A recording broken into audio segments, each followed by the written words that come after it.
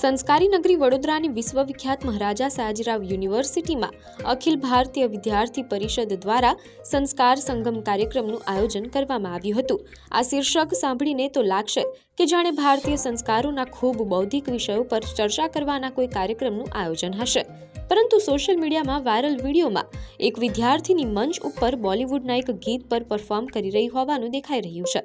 ત્યારે કાર્યક્રમનું શીર્ષક અને ગીત બંને બિલકુલ વિરુદ્ધ હોવાની વાતે સંગમ સંસ્કાર કાર્યક્રમ પર સવાલો ઉઠ્યા છે। ત્યારે અહીં વાત એ નથી કે કઈ વિદ્યાર્થીની અને શા માટે આ પ્રકારના ગીત ઉપર સ્ટેજ પરફોર્મન્સ આપ્યું હતું, પરંતુ પ્રશ્ન ત્યારે ઉઠે છે જ્યારે અખિલ ભારતીય વિદ્યાર્થી પરિષદ દ્વારા સંસ્કાર સંગમ જેવા શુદ્ધ અને સાત્વિક શીર્ષક રખાયું હતું।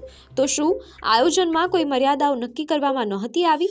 સાથે જ કાર્યક્રમ રાખવાનો ધ્યેય તેના શીર્ષક સાથે સંબંધિત છે કે કેમ તે ધ્યાન રાખવામાં આવ્યું હતું કે નહીં? સામાન્ય જનતા અને અમે પણ સમજીએ છીએ કે યુનિવર્સિટીમાં આયોજિત થતા અલગ અલગ કાર્યક્રમોમાં વિદ્યાર્થીઓની ટેલેન્ટને મંચ ઉપર લાવવાના પ્રયાસ કરવામાં આવતા હોય છે, પરંતુ જ્યારે કાર્યક્રમ માટે એક નક્કી પ્રતિષ્ઠિત અને સંયમિત શીર્ષક રાખવામાં આવી હોય અને ત્યારે તેનાથી બિલકુલ વિરુદ્ધ પ્રકારના પરફોર્મન્સ જોવા મળે ત્યારે આ પ્રકારની ઘટનાઓ સોશિયલ મીડિયામાં ટ્રોલ થતી હોય છે। ત્યારે હાલ તો સોશિયલ મીડિયામાં વાયરલ વિડીયોને લઈને સવાલ ઉઠી રહ્યા છે કે આયોજકોએ ખરેખર કયા ધ્યેય સાથે સંસ્કાર સંગમનું આયોજન કર્યું હતું।